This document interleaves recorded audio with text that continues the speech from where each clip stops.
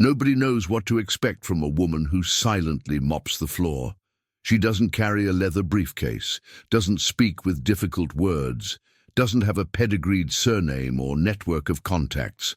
Her badge doesn't give her access to decisions, but her cleaning bucket takes her exactly where they happen, in the backstage of power, where nobody expects to be watched by such attentive eyes. Sarah Collins was that kind of woman, invisible by others' choice, not by her own will. She was part of the scenery at the Dallas District Court. Employees passed by her like someone stepping on a floor tile without noticing. But what they didn't know is that behind that discreet posture, there was a sharp memory, silent courage, and a lifetime of injustices swallowed dry. The story begins with a sentence, not an ordinary sentence, but one of those that enters the body like a blade. "You're just a janitor. Get out of the way," said by a young lawyer, rich kid, arrogant on any September afternoon. Sarah was just cleaning the hallway floor when he bumped into her without even apologizing. She didn't respond, didn't stare, just went back to work. But something about that day was different. Maybe it was the accumulated weight of a lifetime being ignored. Maybe it was her daughter Zoe's look that morning, asking for a future that Sarah no longer knew if she could offer. Or maybe it was the fact that that night she heard too much. The courthouse sometimes is noisier at night than during the day. When the suits leave, secrets come loose. And it was on one of those nights, when nobody else was around, that Sarah heard. She heard names, she heard figures, she heard laughter about a young Latina who would be sacrificed in the system. She heard the judge's name, she heard the prosecutor's name.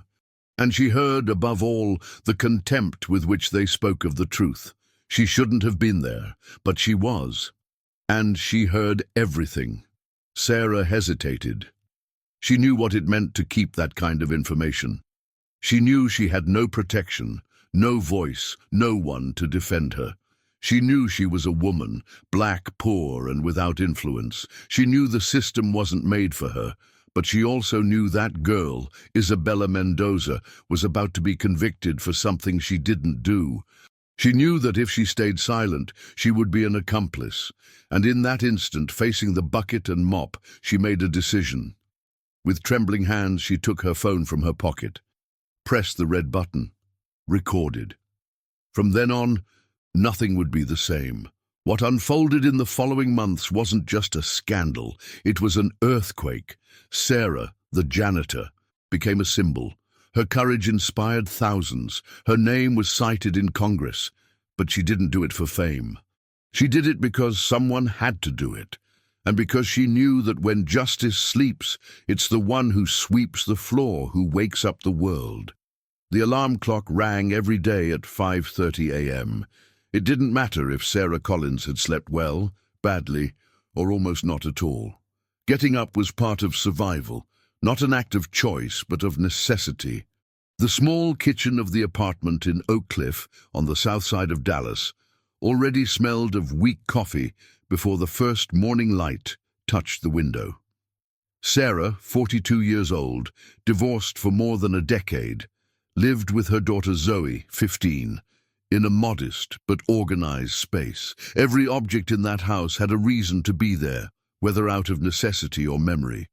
There was the picture of her deceased mother hanging on the wall, an old fan inherited from her father, and a blue plastic file folder with all the paid and overdue bills from the last 5 years. Zoe, even young, already understood the unspoken codes of life.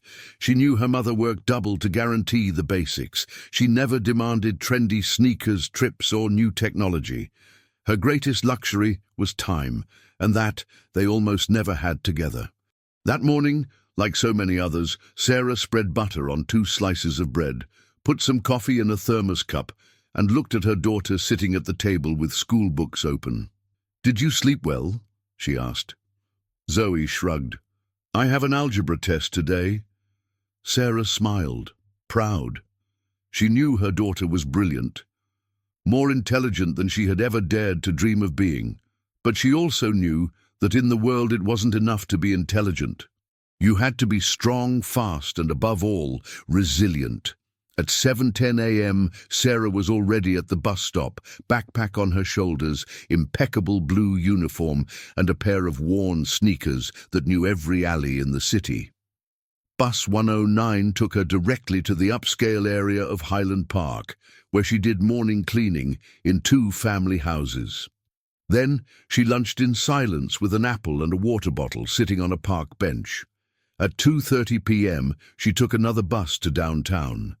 At 5:58 p.m., she swiped her badge at the back gate of the Dallas District Court, where she had worked for 10 years on the night shift.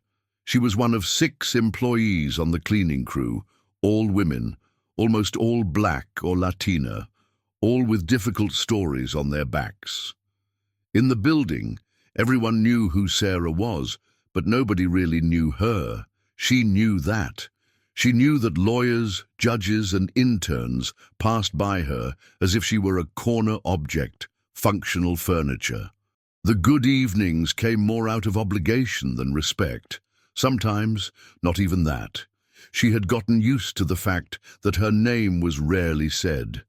It was always the cleaning lady, the one from the North Wing, the lady in uniform. Even so, Sarah observed everything. With silent calm, learned from life's pains, she saw things nobody wanted to see. The judge who dozed off in the middle of sessions. The prosecutor who left early every Friday, claiming external commitments, when in reality he was going to meet his mistress. The whispers, the looks, the envelopes. Sarah might not have had an academic education, but she could read signs better than any lawyer who had ever crossed her path. In her head, she kept a kind of inventory of truth.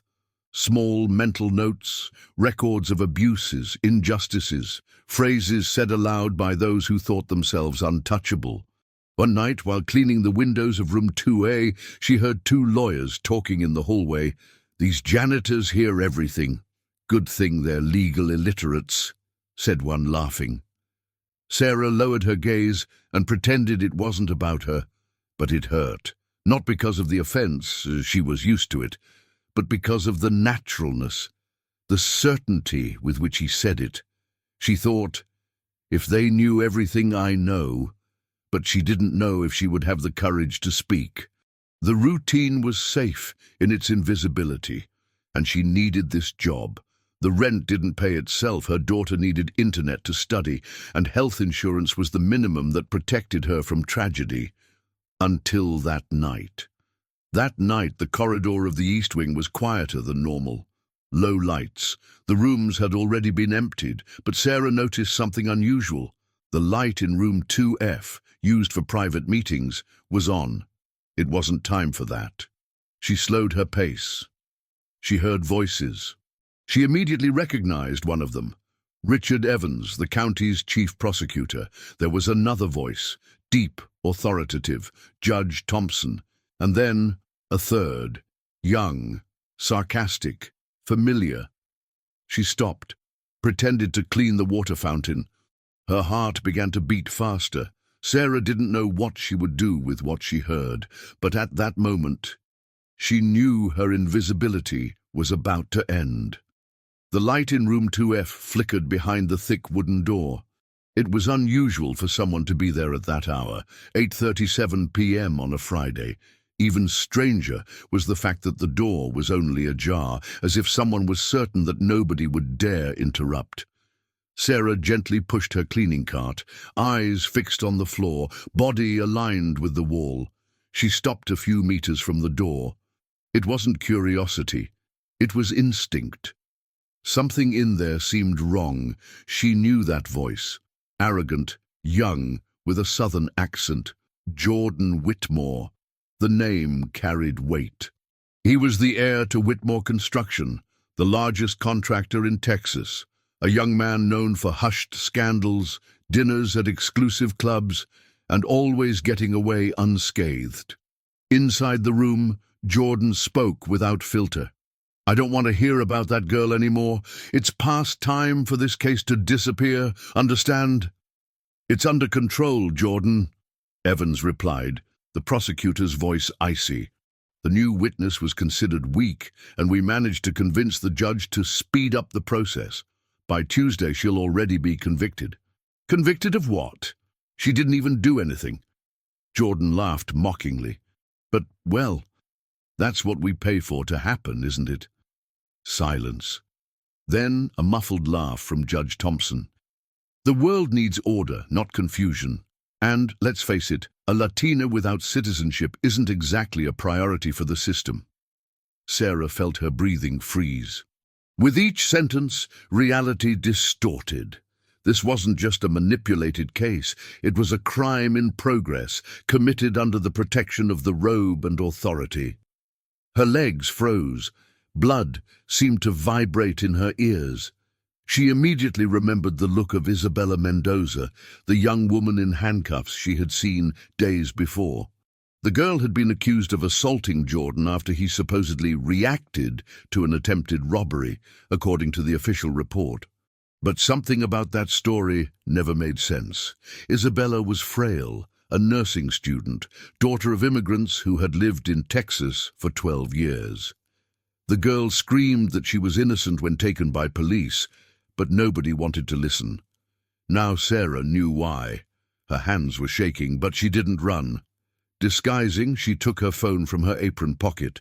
With quick movements, she opened the recorder, pressed record, positioned the microphone facing the ajar door. For 3 minutes and 20 seconds, she recorded everything.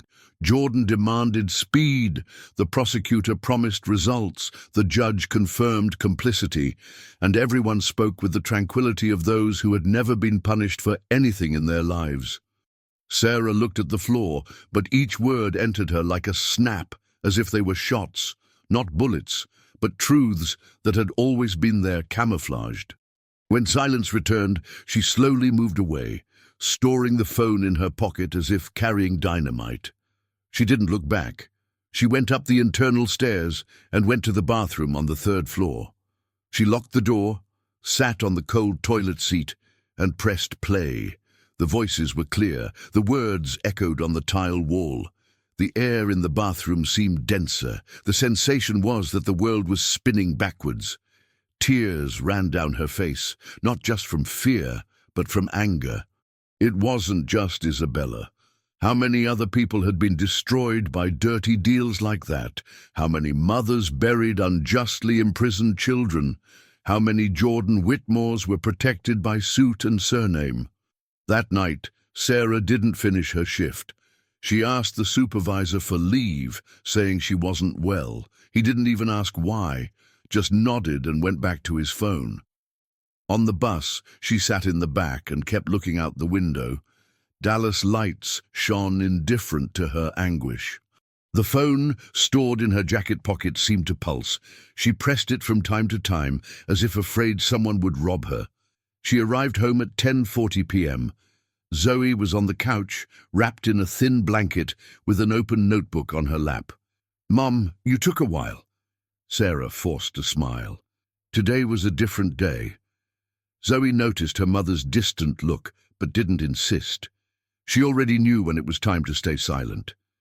Later, when her daughter was asleep, Sarah went to the bedroom. She locked the door, sat on the edge of the bed, turned on the old computer she kept to pay bills and write letters. First, she sent the audio to her own email. Then, she saved it on 2 flash drives. One, she hid inside an old recipe book. The other, she taped with adhesive tape to the inside of the toilet tank. It seemed excessive. But at that moment, Sarah felt everything was possible. She didn't sleep that night.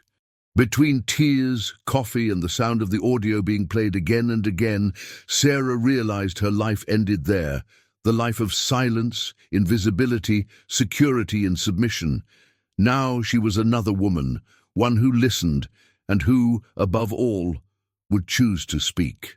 Saturday dawned cloudy, as if the sky reflected the weight Sarah carried in her chest. Even without sleeping, she got up at 6:30 a.m. She prepared Zoe's breakfast, combed her hair in silence, and smiled at her daughter as if it were just another normal weekend. But inside her, nothing was normal. In her head, the audio repeated like a cursed mantra. Every time she heard the phrase, "A Latina without citizenship isn't a priority for the system," she felt her blood boil and her stomach churn. She needed to do something, and fast. At 9 a.m., she sat in front of the old computer, opened a new tab and searched how to report corruption in court. The results were cold, technical, bureaucratic. Fill out this form. Forward to the internal department. Present legal evidence. It was like screaming for help in a tunnel without echo. Still, she tried. She filled out a form from the county's internal affairs with her real name, attached the audio, and wrote a short description of what she had witnessed. The system acknowledged receipt with an automatic message. Your complaint will be analyzed within 15 business days. She knew what that meant. Enough time for someone to identify her and silence her, or for everything to disappear.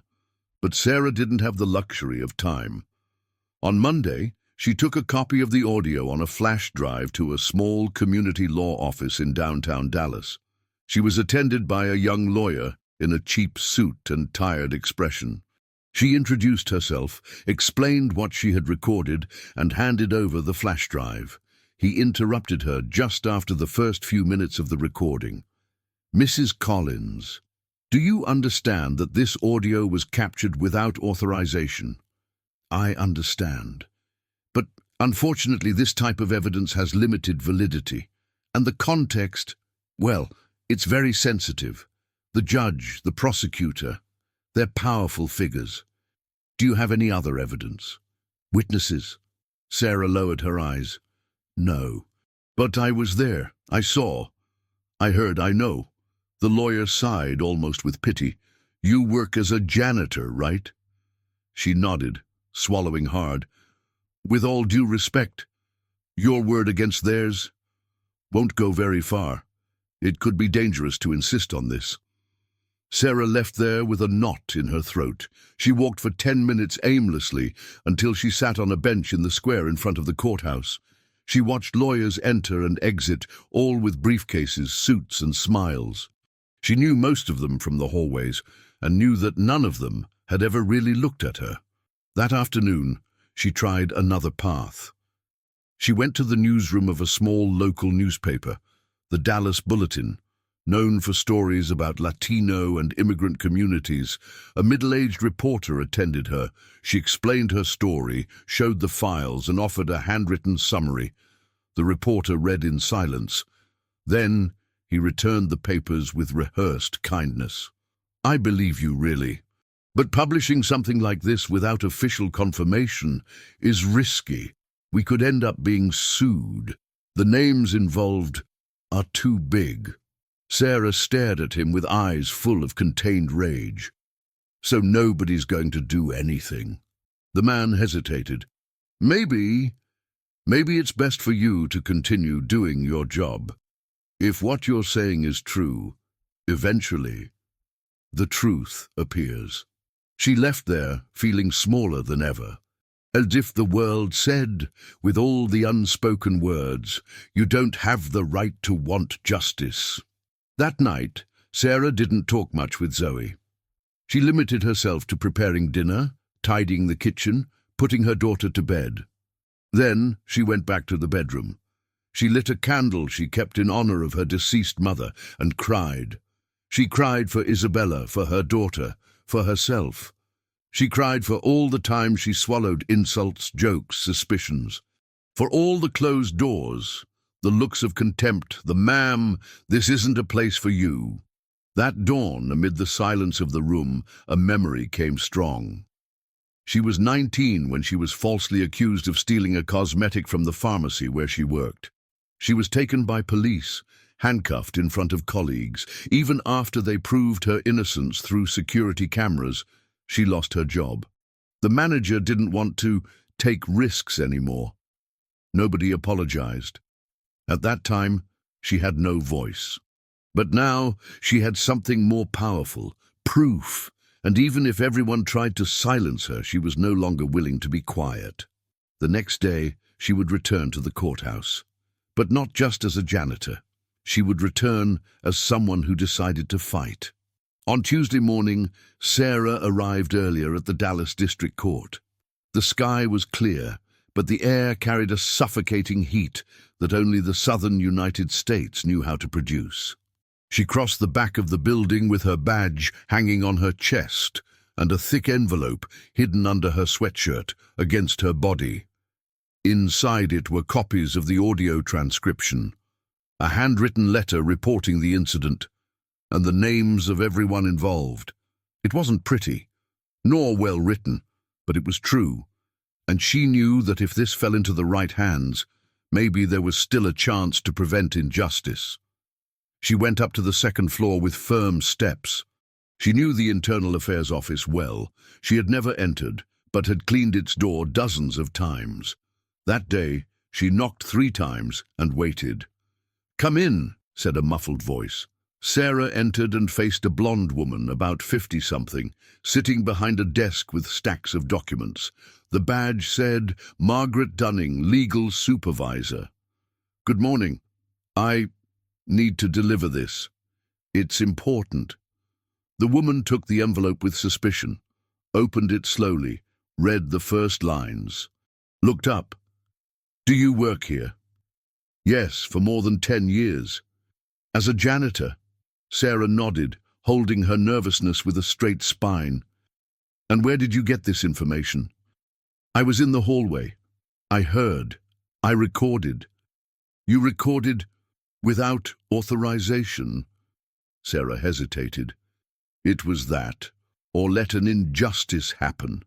Margaret dropped the papers, rested her elbows on the desk and gave a discreet smile, not of empathy, but of boredom. "Do you know how many complaints like this come here per month, Mrs. Collins? 10, 15, almost all without legal proof. Illegal recording doesn't sustain a case, and with all due respect, you don't have legal training. This here," she said, shaking the paper, "is just a vent." Sarah swallowed hard. "But it's true." "It may be, but it's not enough." The conversation lasted less than 5 minutes. Sarah left there with burning eyes. Nobody yelled at her. Nobody was openly cruel. But the effect was the same. They said she didn't have the right to be heard. In the hallway she found an intern she always saw. Blonde, polite, always with headphones around his neck. She tried to approach him. "Hi. Excuse me, do you have a minute?" He took out an earphone, gave a half smile. "Sure. I'm trying to report something serious. Do you work with any prosecutor's office lawyer?" "Yes, with Dr. Wallace." "Is he trustworthy?" The intern hesitated. "He's practical." Sarah understood. "Would he listen to an unusual case?" "Ma'am, I don't know. They're always busy, but I can try to schedule something." She thanked him. He would never return the call. Later, while cleaning the waiting room windows, she saw the same 2 lawyers who had mocked her days before, laughing loudly. One of them was holding something in his hands, a white envelope. "Look at this," said the younger one. "The janitor from the East Corridor now thinks she's a detective. She should write novels. The Maid against the system." Both laughed out loud. Sarah froze. That envelope was hers. They had read it, commented on it, and laughed. She returned to the supply room with trembling hands. She sat on the small bench next to the broom closet and breathed deeply. She didn't cry, not anymore. What she felt wasn't sadness, it was anger, a deaf anger, chewed, that burned slowly. She thought about Isabella, about Zoe, about herself. And then she thought about leaving. But that's when she heard the voice, Mrs. Collins. She looked to the side and saw a young woman standing in the doorway. She wore a dark blue blazer, dress skirt, discreet sneakers. She had her hair pulled back in a bun and eyes that didn't seem arrogant like the others. The badge hanging on her chest said, "Emily Harris, legal intern. I read your report. I got a copy before it disappeared." Sarah remained silent. "And I heard the audio, several times. That's not just a complaint. It's real evidence. If that's true, we're facing a scandal. And if we don't do something now, it'll disappear like all the others. Sarah hesitated. And what are you going to do? Listen to me and then laugh too? Emily took a step forward. No, I came because I believe you. For the first time in days, Sarah felt her chest open. Someone was listening. Someone who didn't laugh, who didn't mock. Someone young, idealistic, and maybe brave. I don't have much. But I have this, said Emily, showing a notebook and a phone. And what can we do? Emily breathed deeply. I don't know yet, but we'll find out. Together. The next morning, the courthouse seemed the same as always. Cold corridors, hurried steps, muffled conversations between ajar doors. But for Sarah, everything had changed. For the first time in weeks, she didn't feel like she was carrying that secret alone. Emily Harris appeared in the cleaning room punctually at 8 a.m. She was without the blue blazer, wearing a simple blouse and jeans, more like a student than a future lawyer. In her hands, she carried a blue folder and a serious expression. I took the day off from the internship. We're going to use this time, she said, as if she had already made a choice. Sarah observed the young woman for a few seconds. She had doubts, yes. She had been deceived before. But there was something in Emily's look that was different from the others inside. There was no pity, no curiosity. There was urgency. They went to a cafeteria near the courthouse, one of those that Sarah rarely frequented because she found it too expensive. They sat in the back, away from the view of employees. Emily opened the folder and showed what she had started to put together, a timeline of events, identification of the names involved, drafts of statements extracted from the audio. You did all this in one night? I didn't sleep. And honestly, I couldn't sleep knowing this. Sarah, what you have here is a map of institutional rot. We just need to do this right. If we want justice to move, we have to be one step ahead of them. Sarah listened in silence. She was impressed. Emily spoke with expertise, but without arrogance. She treated Sarah as an equal, something no one in that courthouse had ever done. They're going to try to destroy you, said Sarah. They've destroyed others before. Emily nodded. I know, but maybe that's why we need to do this together. You have the truth, and I can help translate it for those who only listen if it comes with jurisprudence. Sarah let out a muffled laugh. For the first time, she felt she could trust. In the following days, they formed a secret routine. Emily searched public records, identified patterns of manipulation in old cases by Judge Thompson and Prosecutor Evans. Sarah, in turn, recorded dates, memories, recorded statements, and collected fragments of documents thrown in the trash, forgotten on printers or left on tables. Together, they assembled a dangerous puzzle. One night, while reviewing the material at Sarah's house, Emily looked at the kitchen wall where there was a frame with a handwritten phrase, "Truth doesn't shout, but never shuts up." "Did your mother write this?" asked Emily. Sarah nodded. "She was a janitor too, died when I was 20. Always said that even those who sweep the floor can change the world, just need someone to listen." Emily looked at Zoe, who was studying in the living room, and whispered, "She'll grow up knowing her mother did this." Sarah smiled, moved. But the following days would prove it wouldn't be simple. On Thursday of that week, Sarah found a note under the apartment door. Handwritten, unsigned. "Some dirt is better left where it is. Take care of your daughter." She showed the note to Emily, who immediately suggested calling the police. "No," Sarah replied. "If we go to them now, they'll say we're paranoid, that it's a coincidence."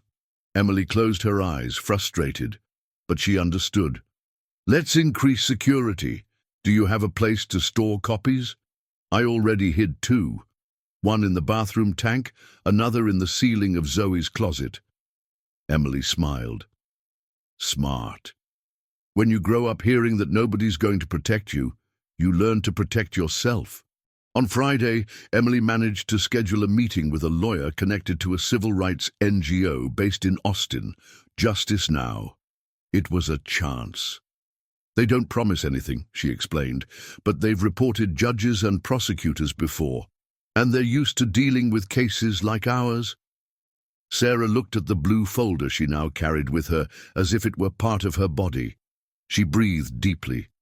Then let's show them what nobody wanted to see.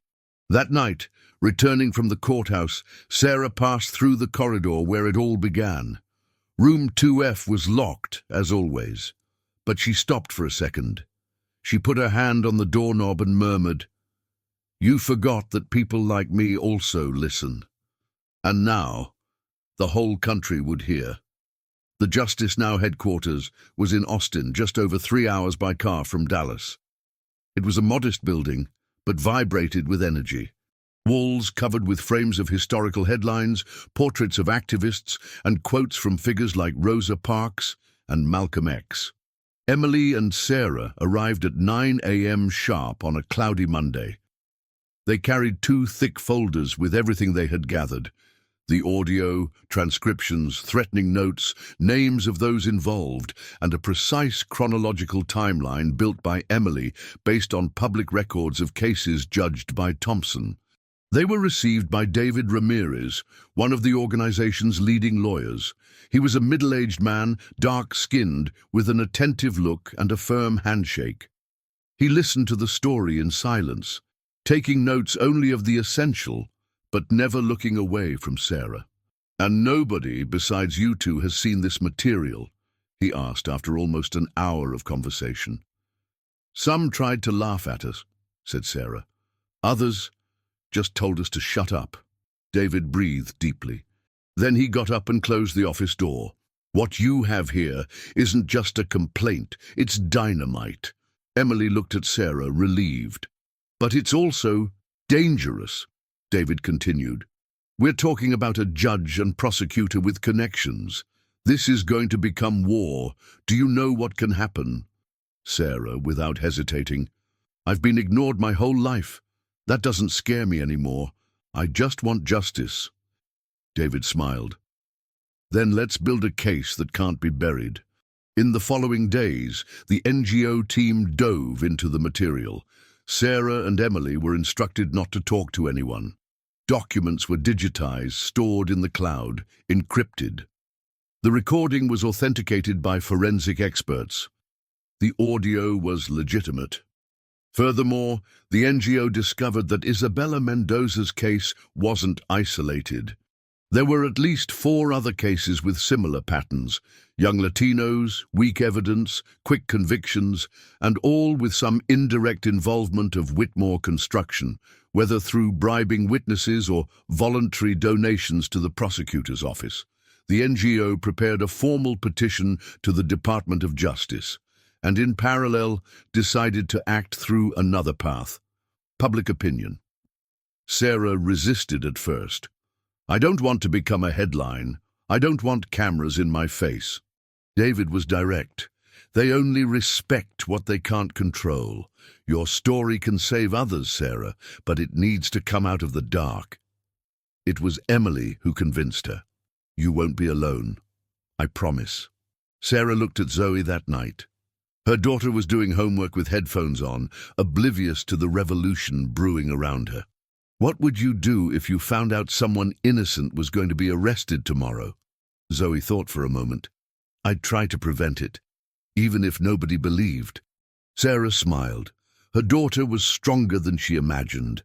On the following Friday, Justice Now sent a summarized version of the case to 3 major news outlets. It included the audio, excerpts from statements, and documents showing the connection between the prosecutor's office and Whitmore construction. In less than 48 hours, the Texas Tribune portal published the first bomb. Exclusive, recording links Dallas judge to conspiracy to protect contractor heir. On the same day, the news hit social media. Sarah Collins's name became trending. On Twitter, hundreds of posts with the hashtag "Listen to Sarah." Law students began debating the case in academic groups. Professors cited the recording in classes about legal ethics. Meanwhile, at the courthouse, the climate soured. Sarah began to be closely observed. Her colleagues' looks were now of strangeness, a mix of admiration and fear. Some avoided her, others whispered words of support as they passed by her. The tension was palpable. The following Monday, Judge Thompson stepped down for health reasons. Prosecutor Evans disappeared from hearings, and Jordan Whitmore's name returned to headlines, not in social columns, but in the crime section. But the most important was yet to come. Justice now managed to reopen Isabella Mendoza's case. The defense requested immediate re-evaluation. And, in the substitute judge's emergency ruling, temporary suspension of the process was determined. Isabella, who was still detained awaiting trial, would be heard again, with the right to a new lawyer and now under the light of truth. Sarah was summoned as a witness. When she received the notification, she looked at the paper for long seconds. Then she closed her eyes and whispered, "So it's now." She didn't know how it would be, but she knew that for the first time she wouldn't be silenced, and that the invisible janitor was about to become the most heard voice in the country. In less than a week, Sarah Collins went from total anonymity to the center of a national hurricane. It was Tuesday, 7:02 a.m., when she left home to take Zoe to the bus stop. The sky was still grey, the air dense with that humid heat typical of Texas summer. But there, in the middle of the quiet Oak Cliff neighborhood, 3 reporters were waiting for her. "Mrs. Collins, 1 minute," shouted one, already with microphone in hand. "Sarah, what do you expect from the testimony?" She gently pulled Zoe and replied only, "My daughter has nothing to do with this. Please." The journalists stepped back, but it was just the beginning. Throughout that day, Sarah's name was everywhere. The Texas Tribune story had been replicated by major national newspapers. CNN did a special during prime time. The New York Times published an article, "The Janitor Who Faced the System, Sarah Collins and the Texas Judicial Scandal." Opinion programs discussed whether the recording was admissible. Law students debated the courage and legality of the act. Some called her a hero, others an opportunist. Sarah tried not to let it affect her. That afternoon she went to work normally. She entered the courthouse through the back doors, as she had done for more than a decade. But now every step she took made noise. Everyone looked at her. Smiles disappeared. Hallways seemed narrower. Every lawyer, every intern, every clerk seemed to know. She was no longer invisible, and that was almost as scary as before. In the employees' room, she found 3 of her cleaning colleagues sitting in silence. When she entered, they stopped talking. "Is everything okay?" she asked. "We admire you, Sarah," said one of them, hesitating, "but it's dangerous. There are powerful people in this." "It was always dangerous," she replied. "What changed is that now they're scared too." At 3 p.m., her supervisor called her. His voice was too neutral. "I need you to stay only in the North Wing this week. Orders from above." Sarah understood. They were trying to isolate her, remove her from circulation, keep her away from the center of attention. "And if I say I prefer to maintain my routine, then I'll have to formalize a warning," Sarah looked firmly. "Do that then, and please record the reason too." The man didn't respond. He just wrote something on a clipboard. Outside the courthouse, protesters began to gather. Some banners said, "Justice for Isabella." Others, "There's no justice without truth." There were students, community leaders, and Latina mothers who recognized in Isabella's story something very familiar. Sarah saw them through the window of room 3C while cleaning the tables. She felt a tightness in her chest, not from fear, but from something she almost couldn't name: belonging. Emily, meanwhile, was now fully involved with Justice Now. She participated in strategic meetings, organized the defense, filtered the press. She spent sleepless nights building the argument to legally protect Sarah and strengthen Isabella's case. On one of those nights, the two were sitting on Sarah's living room floor with papers scattered everywhere when Zoe came in with 2 glasses of juice. "I brought these for you," said the girl shyly. Sarah hugged her. "Thank you, my love." Emily smiled. "You know your mom is changing the country, right?" Zoe shrugged. "I know, but she still burns rice the same."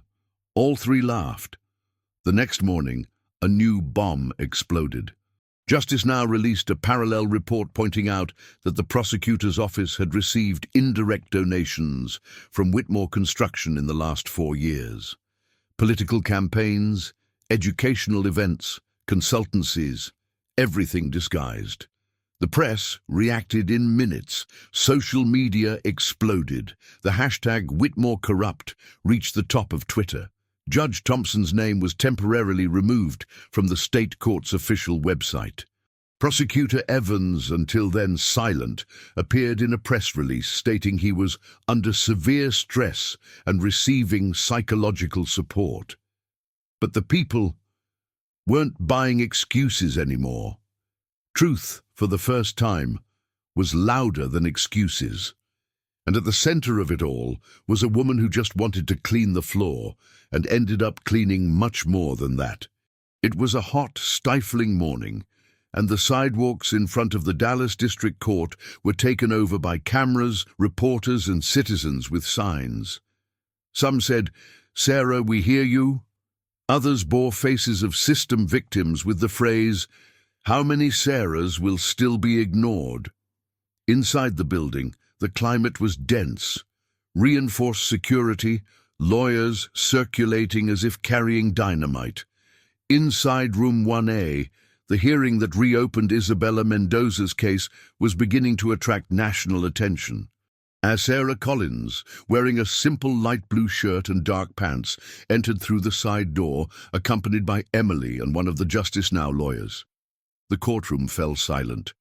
All eyes turned to her, but she maintained a firm posture, straight shoulders, like someone who had already carried much more than looks in her life. On the other side of the room, Jordan Whitmore's defense representatives were impassive, confident. One of them, arrogant, adjusted his tie as if this were just another legal theater that would end with a fat check. The substitute judge, a middle-aged African-American woman named Marilyn Hughes, presided over the case.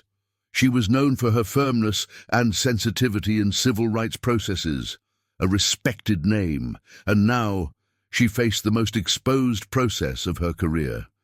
Sarah's testimony was awaited with anxiety. When she was called, a murmur ran through the audience. She went up to the pulpit, was sworn in, and sat down. The microphone was in front, the recorder on, the discreet cameras positioned in the corners of the room. "Mrs. Collins," began the prosecutor now conducting the case, "how long have you worked in this courthouse?" 10 years, she replied with a clear but calm voice. "What is your function?" "I'm on the cleaning crew." "And was it because of this position that you had access to private conversations?" Sarah nodded. "Yes. Nobody pays attention to the janitor. We hear everything." There was low laughter among the audience. The judge banged her gavel. "Order in the court," Sarah continued. "I was cleaning the East Corridor on Friday night when I heard voices in room 2F. The door was half open. I heard Prosecutor Evans, Judge Thompson, and Mr. Jordan Whitmore discussing how they would manipulate Miss Mendoza's case." The prosecutor approached with a tablet in his hands. "Do you recognize this audio?" Sarah nodded. "I was the one who recorded it. Would you authorize us to play an excerpt?" "Yes, sir." The recording began. The voices were clear. Evans saying the case would be cleaned by Monday. Thompson talking about a Latina without citizenship. Jordan demanding the story disappear. The silence in the room was absolute. Even the defense representatives seemed disconcerted. Jordan's lawyer immediately stood up. "Your Honor, this recording is illegal. You cannot allow—" The judge raised her hand. Counselor, the audio has already been authenticated and the Supreme Court recognizes its admissibility in cases of greater public interest. Continue. The lawyer sat down, swallowing hard. Sarah was then interrogated by the defense. They tried to disqualify her. Are you a law graduate? No. Do you know the legal procedures of a criminal process? No. Then how can you affirm that you understood the conversation? Sarah looked directly at the lawyer. Her eyes were calm but firm. I don't understand legal Latin, but I understand cowardice, and I understand what I heard. They didn't use codes. They spoke like those who are certain the world will never hold them accountable. The judge watched, serious. The murmurs returned. Order, she said, banging the gavel. The audience fell silent. Sarah breathed deeply. For years I was ignored in this building. Nobody offered me coffee, nobody listened to me, but I saw what happens when nobody looks. I heard what nobody else heard, and for the first time I decided not to be silent. The silence in the room was reverent. At that instant, Sarah was no longer a cleaning employee. She was a citizen making truth breathe. When leaving the witness stand, she was discreetly applauded. The judge didn't reprimand. She allowed the moment to speak for itself. Isabella Mendoza, sitting in the back, was crying. Emily, beside her, held her hands tightly. And for the first time, the powerful seemed uneasy. 3 days after Sarah's testimony, the wheels of justice, those that for years seemed stuck, finally began to turn. It wasn't a quick movement, nor clean. It was dragged, noisy, full of resistance. But it was real. On Monday morning, the U.S. Department of Justice publicly announced the opening of a formal investigation into the case involving Judge Thompson, prosecutor Richard Evans, and Whitmore Construction. The press conference, broadcast live, was direct. We have received compelling evidence of process manipulation, conspiracy between public agents, and illicit favoritism of defendants with financial influence. Investigations are ongoing. Sarah watched the press conference sitting on her home couch, next to Zoe. She said nothing. She just held her daughter's hand tightly. Zoe looked at the television with wide eyes, as if finally understanding the extent of what her mother had done. The next day, more news shook Dallas. Richard Evans, once untouchable, was formally removed from office and had his office sealed by federal agents. Cameras filmed his exit, head down, being escorted by investigators. For the first time in decades, a prosecutor's face didn't grace the newspaper with pride, but with shame. Judge Thompson, meanwhile, disappeared from the news. His whereabouts became a mystery, fueling theories and speculation. The internal affairs informed that he was collaborating remotely, but many believed he had fled from public exposure. Sarah knew. They were feeling in their skin what it was like to be questioned. But the most symbolic moment came 2 days later. Jordan Whitmore, the golden boy of the Texas elite, was formally indicted for attempted obstruction of justice, conspiracy with public agents, and direct involvement in evidence manipulation. The judge authorized preventive detention under risk of flight. The images ran through the country. Jordan handcuffed, leaving his Highland Park mansion, with his eyes covered by sunglasses and escorted by 2 federal agents. The ultimate symbol of impunity was now being dragged by the same law he had always mocked. In the courthouse break room, some employees watched the scene on television. "Look at him there, thinking he'd never pay," murmured a security guard. Sarah was there cleaning the table. One of the interns, who used to ignore her, approached. "Mrs. Collins, I wanted to say that. I really respect what you did." She nodded discreetly. She still wasn't used to this. Later, while cleaning the south wing, she found an anonymous letter left on table 4B. It was handwritten with uncertain handwriting. "I was also a victim of Thompson and Evans years ago. I never had the courage to speak. But today, Because of you, I'm ready. Thank you. Sarah read the letter twice. She kept it in her apron pocket. She said nothing, but she knew at that instant that what she had started wouldn't end with that case. On the other side of the city, Isabella Mendoza was released from detention. The judge, reassuming the case, recognized the fragility of evidence and suspicion of manipulation, and determined immediate release until new trial. The image of the young woman leaving the detention center, hugging her mother, was shown on national network. At the door, reporters tried to get emotional statements. Isabella just said, "I just want to breathe again, and thank those who believed in me, even without knowing me." She and Sarah met 2 days later in a reserved room at Justice Now. There were no cameras, no witnesses, just two women marked by the system. Isabella cried. She hugged Sarah. No words were necessary. That week, Sarah received invitations for TV shows, interviews, even book proposals. She refused most. She didn't want to be a celebrity. She just wanted justice to take its course. She wanted to go home in peace, without fearing looks or threats. Emily, on the other hand, became a reference among young jurists, invited to lectures, awarded by universities, praised even by names who previously didn't even recognize interns. But in all opportunities, she made sure to repeat, "I was just the bridge." The voice was Sarah's. In the Oak Cliff neighborhood, Sarah became recognized on the streets. She received bouquets, notes, smiles. But she also faced suspicious looks, veiled threats, and anonymous criticism on social media. "Wants attention," they said. "Did it for fame," they suggested. She knew every woman who challenges the system pays a price. But she also knew something deeper. She no longer owed anyone anything, and now her truth was no longer locked inside a courthouse corridor. It was on the streets, in voices, in the eyes of those who finally saw.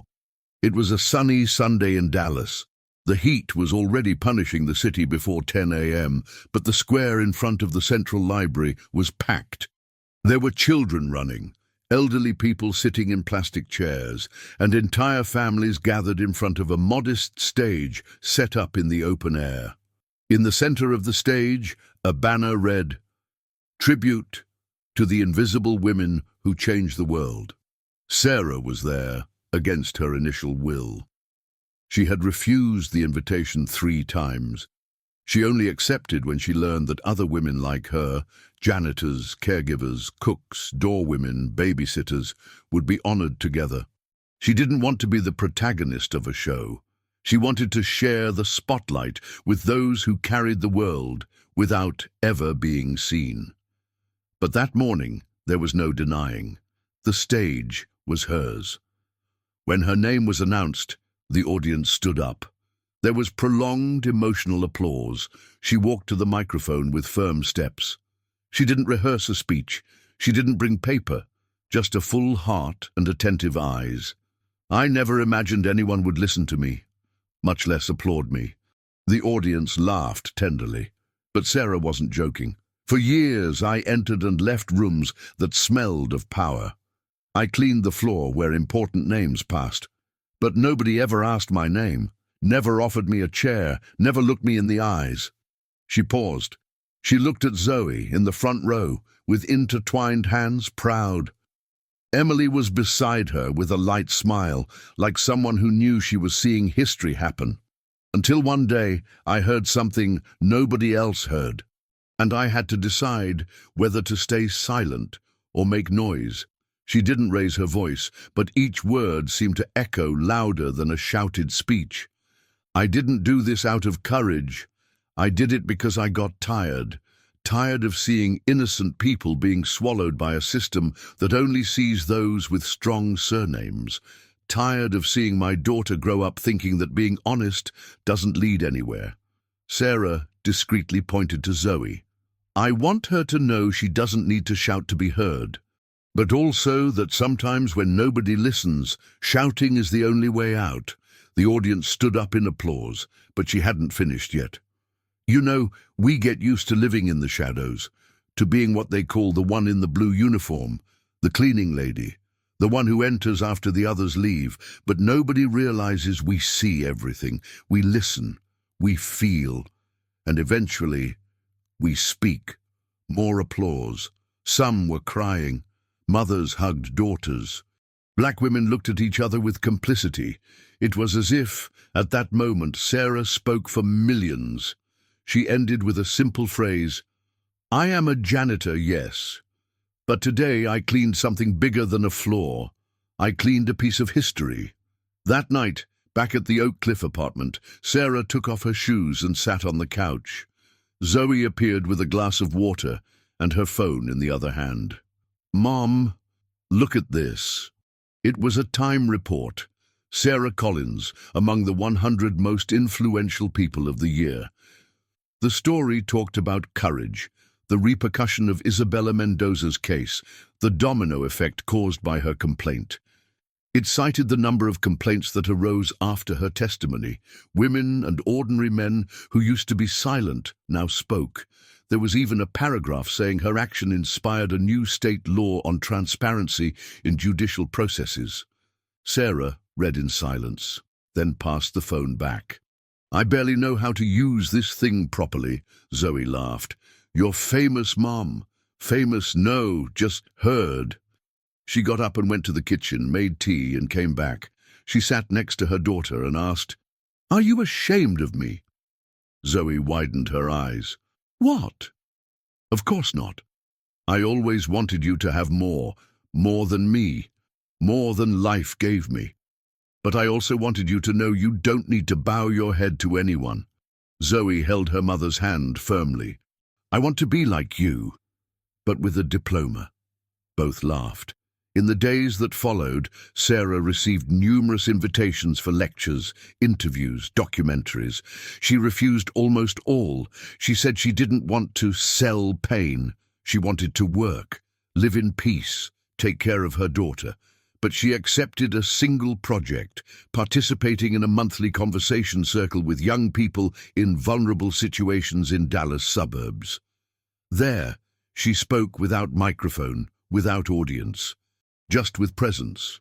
She said, "Sometimes what changes our life isn't shouting louder, it's knowing the right moment to speak and the right place not to be silent." Emily, meanwhile, continued her legal path. She became a civil rights lawyer and never stopped citing Sarah in her classes, texts, and interviews. One day, she said, "Sarah taught me something no college teaches, that truth has a smell. And when it appears, nobody can ignore it for long." At the courthouse, Sarah continued working for a while, but now at another pace. She had flexibility, she received bonuses, and more than anything, respect. There was a new plaque in the North Wing, where it all began. In this wing, truth was heard for the first time, in memory of silence that became courage. Sarah looked at the plaque every day before starting her shift, and smiled. Sometimes those who listen most are those who were never heard. Sometimes those who sweep the floor are those who have the courage to sweep the system. And sometimes all the world needs is someone ordinary who says, "Enough." Sarah Collins didn't want to be a symbol, but she became hope, and that is stronger than any sentence.